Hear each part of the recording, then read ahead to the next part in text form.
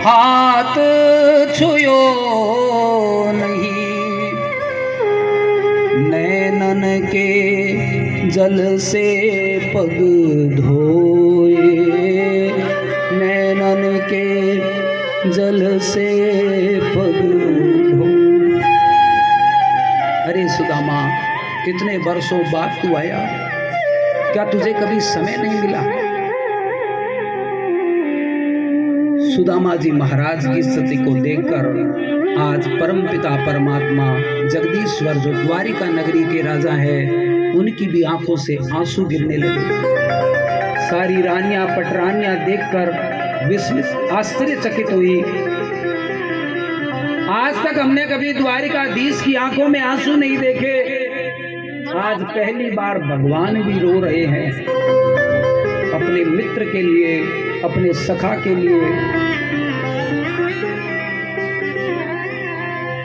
भगवान ने चरण पखारे, सुदामा के पैरों में जो कांटे थे उनको निकाला। अरे मित्र, इतने वर्षों बाद आया, वो भी अकेला आया।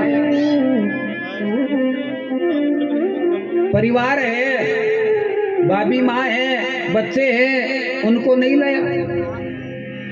सुदामा जी महाराज के साथ चर्चा करते हुए बगल में पोटली छुपाई हुई, भगवान कहते बरसों बाद आया और वो भी खाली हाथ आया। अरे सुदामा, मैं तेरे को जानता हूं, तू मेरे बचपन का यार है, मित्र है, लेकिन तेरी आदत आज तक भी नहीं सुधरी। हो ना हो तू कुछ नहीं लाने वाला, लेकिन मेरी भाभी माँ ने मेरे लिए जरूर कुछ न कुछ तो भेजा है, और आज भी तू छुपा रहा है। ये तेरे छुपाने वाली आदत आज भी नहीं गई। भगवान कुछ देना चाहते हैं। सुदामा से कहा तू आज भी छुपा रहा है। सुदामा जी महाराज ने वो चावल की पोटली, तंदुल वाली पोटली बगल में छुपा ली। क्यों? भगवान द्वारिकाधीश का वैभव देखा, महल देखा, ये ठाठ बाट देखे, ये ऐश्वर्य देखा। सुदामा ने विचार किया मेरे तंदुल या क्या मायने रखते हैं।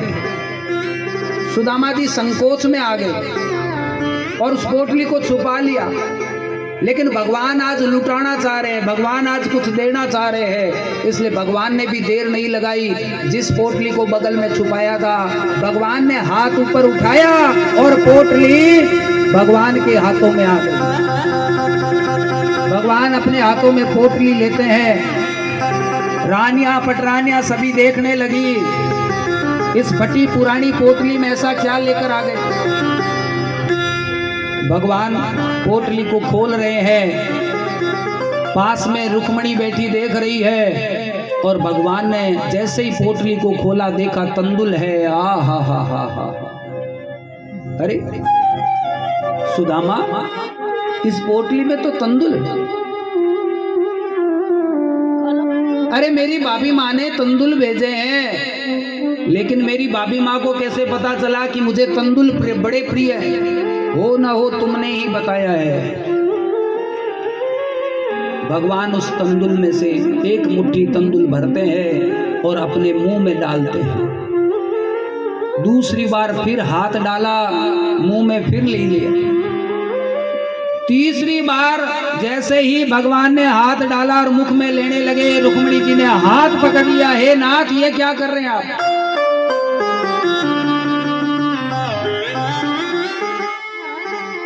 सुदामा जी महाराज ने ये दृश्य देख रहे हैं। सुखदेव मुनि राजा परीक्षित से कह रहे हैं आज भगवान सब कुछ लुटाने लग गए। भगवान कहते हैं जो धन मिला है वो लुटाने के लिए मिला है, तो भगवान देने के लिए आतुर हो गए। और सुदामा की दशा को देखकर भगवान बड़े व्याकुल हुए। एक मुट्ठी खाया, 3 मुट्ठी निकाले थे, 2 मुट्ठी खा ली और तीसरी मुट्ठी में रुक्मिणी हाथ पकड़ लेती है। क्यों? भगवान ने एक मुट्ठी में जैसे ही खाया, भगवान के पास जितना ऐश्वर्य था, भगवान ने वो सारा ऐश्वर्य सुदामा के लिए भी बना दिया। जैसे महल, जैसे धन माया मेरे पास है, वैसी की वैसी मेरे मित्र के पास भी होनी चाहिए। तो भगवान ने अपनी माया से उसी पोरबंदर में वैसे के वैसे महल बना दिए। भगवान ने दूसरी मुट्ठी खाए और मेरा मित्र दुख में रहे, तो भगवान ने सारे इस दूसरी मुट्ठी के साथ आज से तेरे दुख के दिन खत्म है, आज से तेरे सुख के दिन शुरू हो गए हैं। भगवान ने सारे दुख हर लिए और तीसरी